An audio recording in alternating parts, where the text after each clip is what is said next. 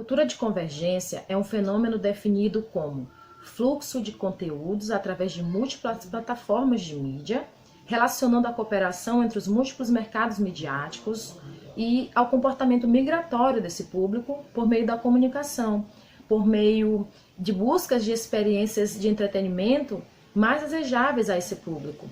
O conceito indica que existe articulação entre diferentes conteúdos, espaços, tempos e pessoas em torno de um único ponto mediado pelos dispositivos digitais. A cultura de convergência se relaciona com a educação, pois não é só a ideia de equipar os espaços educacionais com a última tecnologia, mas sim fomentar uma leitura crítica e criativa das mídias, sendo essencial criar estratégias de trabalho que aproveitem as mudanças sociais e comportamentais da sociedade, convertendo isso em recursos educacionais. Vai transformar também o papel docente. Ele agirá como um sujeito de habilidades de envolvimento, de articulação, criador de estratégias pedagógicas de mediação. Usando elementos audiovisuais na sala de aula, nós temos realmente inovações, mas isso não é novidade. Simplesmente o acesso não basta. O importante é adquirir novas competências, desenvolver novas funções psíquicas que nos possibilitem criar conexões com os mais diferentes ferramentas ao nosso benefício.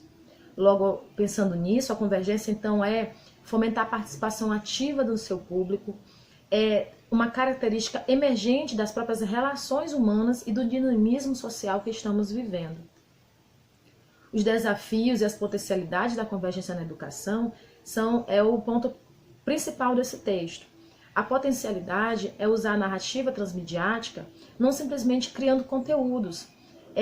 A proposta é muito mais interessante. É estruturar, como diz o texto, de uma franquia de mídias, um mosaico de conteúdos independentes que se interconectam, funcionando como uma engrenagem individual que, conectada às demais, estabelece uma forma mais profunda de experimentar o mundo criado. É um formato muito mais complexo de se criar, de se administrar. Pressupõe, então, participação direta e proativa do seu público. Essa é a grande diferença. A narrativa transmediática também nos mostra que existem camadas de aprofundamento para os diferentes públicos, desde o público contemplativo ao público umbíquo. O contemplativo ele vai só observar, e o umbíquo é esse que ele está presente, onipresente em vários tipos de mídias, e do mesmo assunto, do mesmo recurso, do mesmo conteúdo, mas ele busca em várias mídias entender um pouco mais sobre aquele assunto. E assim, nessa narrativa, a gente trabalha com essa dinâmica.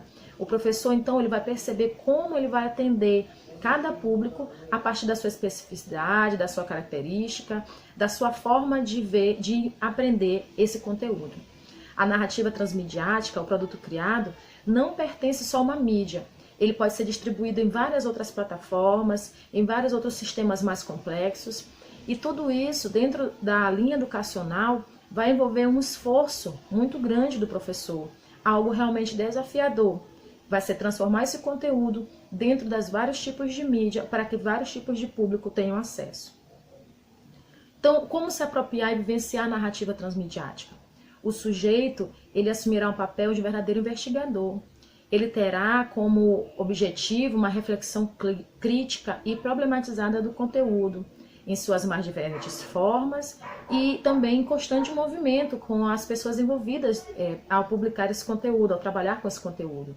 É importante, então, a gente considerar a dialogicidade. Esse vai ser um fator central na narrativa, porque vai ajudar a transformar o conteúdo, vai ajudar a ter um pensamento diferente sobre aquele conteúdo e evitar problemas, evitar interferências. As considerações finais, nós entendemos então que é importante que o professor ele entenda a potencialidade desses recursos, que ele trabalhe com o planejamento, que ele articule e entenda que os diferentes espaços educacionais, assim como agregar as novas características comportamentais e cognitivas da sociedade para trabalhar então os conteúdos de uma forma mais dinâmica e inovadora e que o aluno possa participar junto, ele possa compreender, possa vivenciar de uma maneira crítica os conteúdos vindos a partir das mídias e das tecnologias.